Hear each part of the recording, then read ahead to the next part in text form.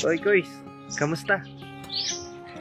Tandaan lagi natin na sa panahon na tayo ay magiging successful, makamit natin ang ating mga pangarap sa buhay.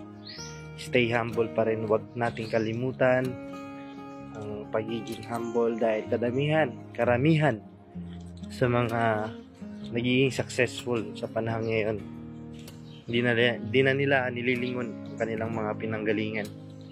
Nagiging mayabang na sila, hindi na nila kilala ang mga taong tumulong sa kanila sa panahon na kailangan nila ng tulong. Kaya reminders na naman po sa atin, lagi po tayong maging humble kahit anumang makamit nating mga achievements sa buhay.